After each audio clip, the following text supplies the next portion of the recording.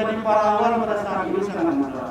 Tidak seperti pahlawan nasional, pahlawan revolusi yang harus mengorbankan diri, bercucuran darah. Tapi untuk anak-anak Bapak sangat mudah untuk menjadi pahlawan pada saat ini.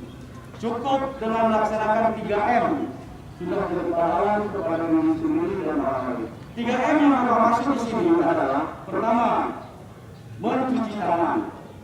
Yang kedua, memakai masker. Yang ketiga, menjaga jarak.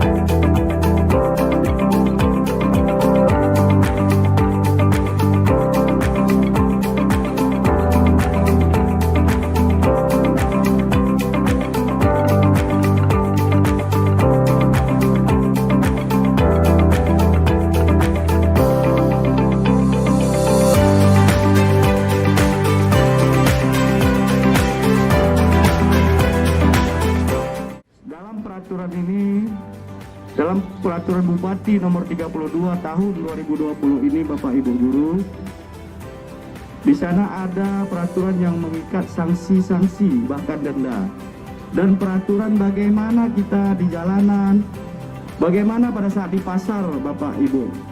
Ini bagi ibu-ibu mungkin nanti pergi belanja ke pasar, ya belanja sayuran dan lain sebagainya. Di sana Bapak Ibu dituliskan, bagi ibu-ibu yang belanja ke pasar, ditambah lagi alat keamanannya dengan memakai sarung tangan, loh, Bapak Ibu. Ya, jangan sempat nanti kita orang pendidikan, kita yang melanggar aturan yang sudah ditetapkan Bupati, seolah-olah kita tidak pernah baca peraturannya. Bagi yang belum baca, silakan membaca. Yang belum mendapat peraturannya, silakan Bapak Ibu Kepala Sekolah ambil peraturan itu, fotokopi, bagikan kepada Dewan Gurunya. Karena nanti apabila kita sempat dikenakan sanksi Bapak Ibu, kita sangat malu sekali.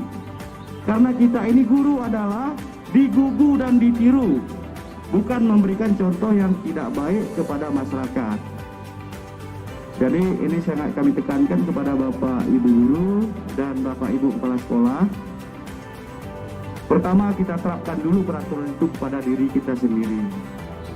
Dan jangan bosan-bosan menyampaikan arahan, pesan kepada anak-anak kita.